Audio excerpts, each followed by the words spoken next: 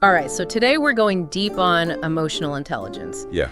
EI, Thirsty. for the folks in the know. Right. And you're all about leveling up, right? And honestly, EII is like the cheat code for personal growth. Definitely. We're cracking open, unlocking the power of emotional intelligence. Okay. Strategies for personal growth. Sounds good. This isn't some fluffy self-help stuff. Right. This gets into like That's the real nitty-gritty. Nitty-gritty. Of how to actually boost your EI. Right. Get this. Yeah. There's a whole section on mindfulness. Oh, interesting.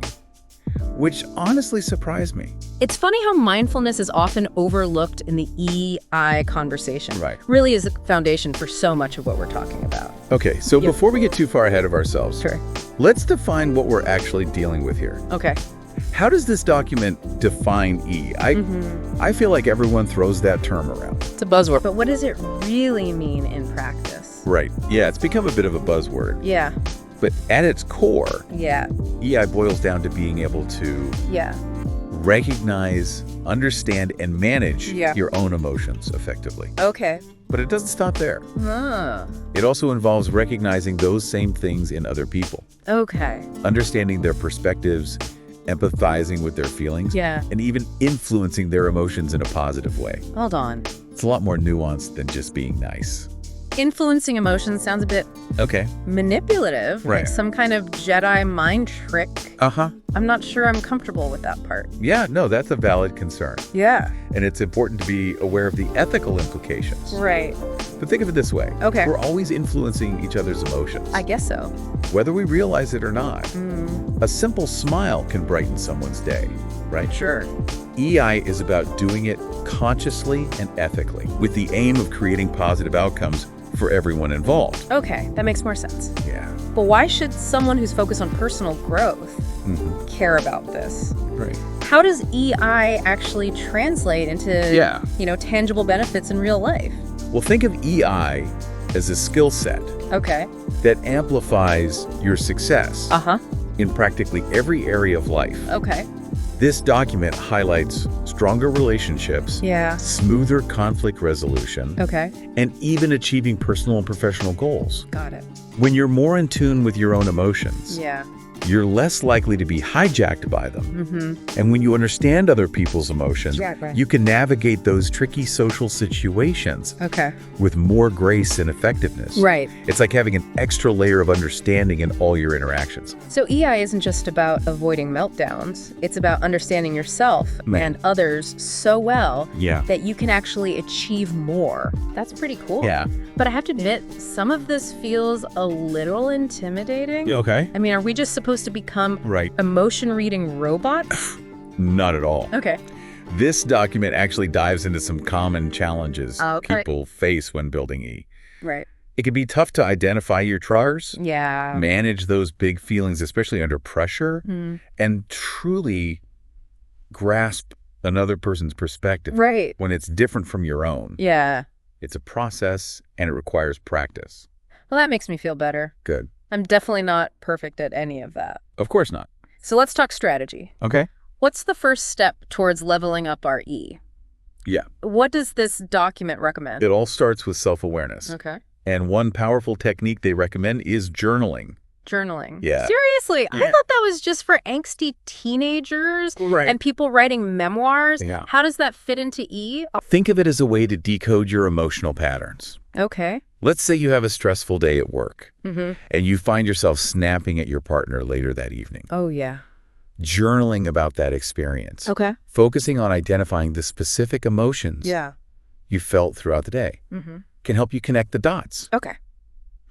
You might realize that feeling overwhelmed at work Mm-hmm. often leads to irritability at home, Okay. even if the two situations seem completely unrelated on the surface. Wow. Yeah. Okay. So it's not just about venting, it's about analyzing those emotions. Exactly. So you can understand how they influence your behavior. Right. But I feel like I'm terrible Yeah. at even naming my emotions. Okay. Sometimes it's just a big jumble of blah. Sure. Is there a trick to getting better at that? Absolutely.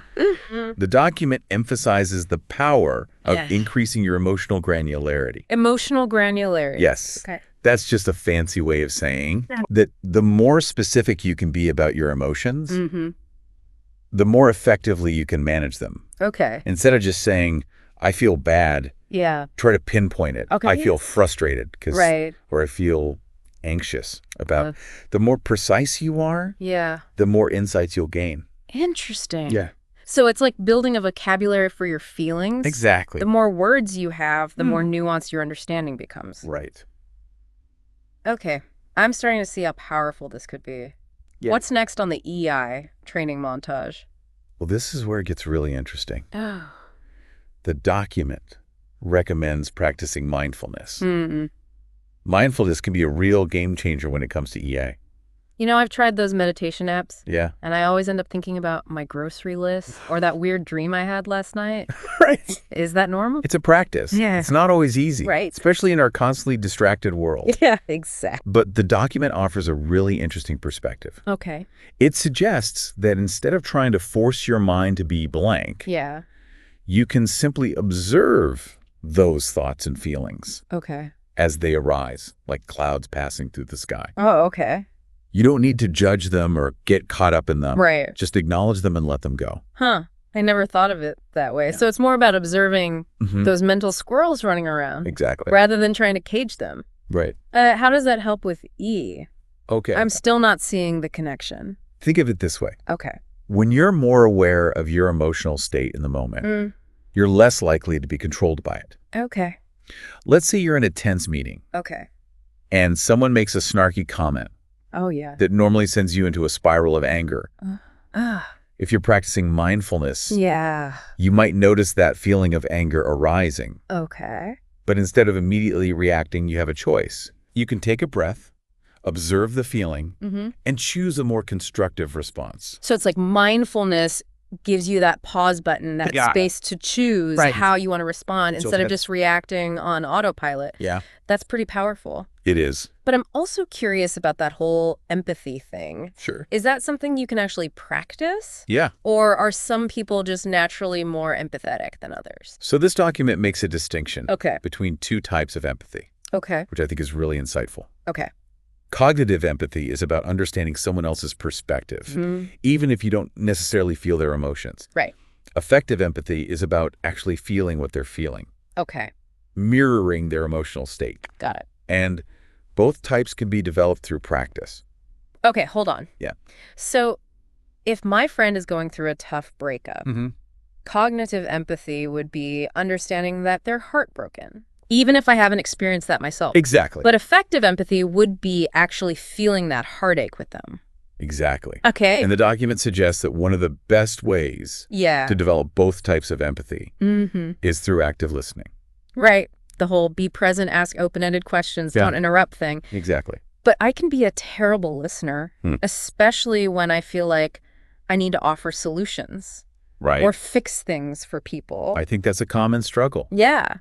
But this document emphasizes that sometimes the most empathetic thing you can do is simply listen without judgment, validate the other person's feelings, and create a space for them to process their emotion. Okay. You don't need to have all the answers. So resisting that urge to jump in with advice is actually a key part of empathy. It can be. That's kind of counterintuitive, but it makes sense. Right. Okay, what else is in this EI toolkit? Okay. This is fascinating stuff. The document also highlights the importance of seeking feedback. Yeah, feedback. I love giving it, but receiving it, not so much. It's like my inner critic takes over and starts listing all the reasons why the feedback is wrong. Right. How do you handle that? It's definitely a skill that takes practice. Yeah. The document suggests framing feedback as a gift. Okay. An opportunity for growth and self-awareness. Right. It also emphasizes the importance of choosing trusted sources of feedback. Okay. People who, have your best interests at heart and who will offer constructive criticism in a kind and supportive way. Right. It's also crucial to focus on the message, not the messenger. Right. Try to separate the feedback from the person delivering it. Right. And consider whether there's any truth to what they're saying. Okay. Even if it stings a bit. I guess that makes sense. If you're getting feedback from someone you trust, it's probably coming from a good place. Exactly. Even if it's not always what you want to hear. Right. All right. What's the last strategy they cover? The final strategy is one that might feel a bit intimidating at first. Oh. Role-playing difficult conversations. Role-playing, like we're back in high school drama class. Yeah. How does that fit into E? Right. I'm imagining myself awkwardly pretending to be my boss in a fake meeting. Well, it might sound a little silly, Ah. but the document makes a compelling case for it.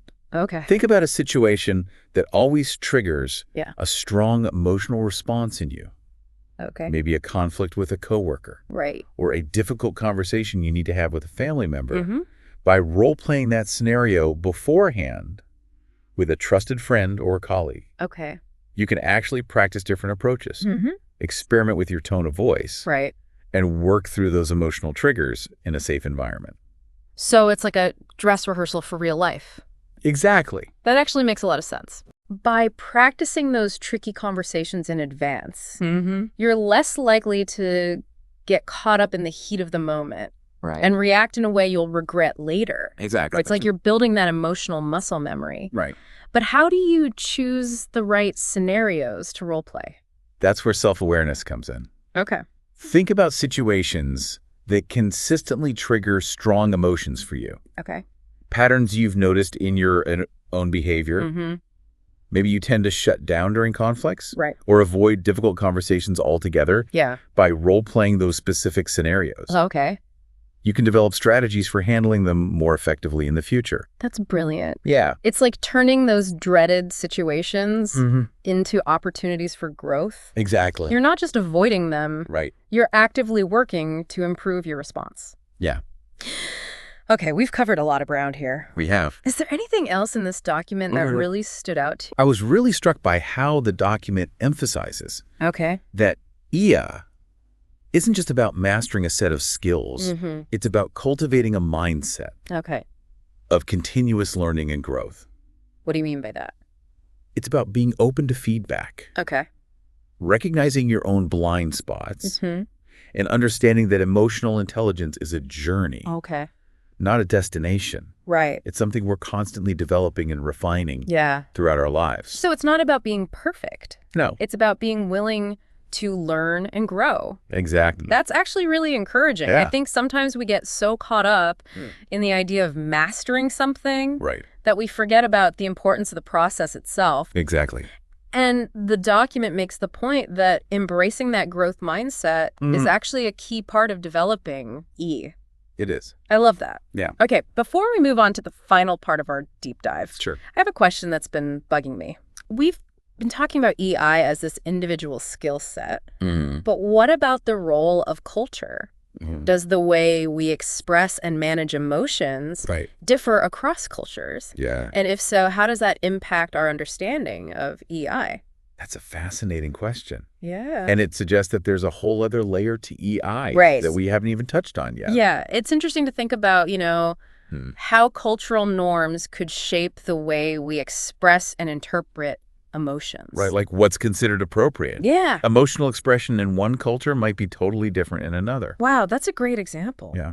It really highlights the need for cultural sensitivity and awareness when it comes to EI. For sure. It's not a one-size-fits-all definitely. this kind of thing. No. But I'm also curious about how EI shows up in everyday life beyond those big dramatic moments. Okay. How can we spot it in our own interactions and in the people around us? Right. Well, I think one of the most noticeable signs of high EI is the ability to handle conflict constructively. Okay. People with strong E tend to be skilled at de-escalating tense situations, finding common ground, and communicating their needs assertively without resorting to aggression or passive aggressiveness. So it's not about avoiding conflict altogether. No. But rather about navigating it in a way that preserves relationships. Exactly. And leads to positive outcomes. Yeah. And I think another hallmark of EI is the ability to build and maintain strong relationships. Yes. Definitely. People with high E, I tend to be good listeners. Yeah. They're empathetic. Right. And they're able to create a sense of trust and safety. Absolutely. In their interactions. Yeah. It's like they have this knack for making people feel seen and understood, which is so important for building genuine connections. It is. And it's also worth noting that IA isn't just about being nice all the time. Right. It's about being authentic and true to yourself. Exactly. While also being mindful of the impact your emotions have on others. Yes. So it's about finding that balance between self-expression and social awareness. Exactly. It's about being able to express your own needs and feelings clearly and respectfully, while also being sensitive to the needs and feelings of others. Right. That makes so much sense. It does. It's like E is this intricate dance between the internal and the external, between self and other. I love that analogy. Yeah. It really captures the complexity and nuance of emotional intelligence. Well, we've covered a lot of ground today. We have. In our deep dive into E. Yes. We've explored its definition, the benefits, the challenges, and some practical strategies for boosting it. Right. We've even touched on the fascinating intersection of E and culture. And I think the key takeaway here is that emotional intelligence is an ongoing journey of self-discovery, growth, and connection.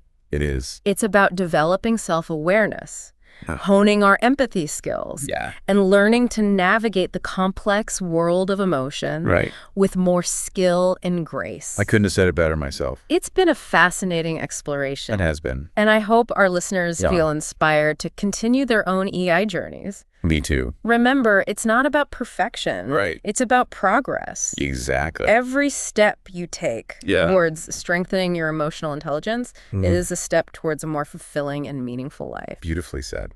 And on that note, we'll wrap up this deep dive. Okay. We encourage you to keep exploring. Yeah. Keep practicing and keep those EI muscles flexing.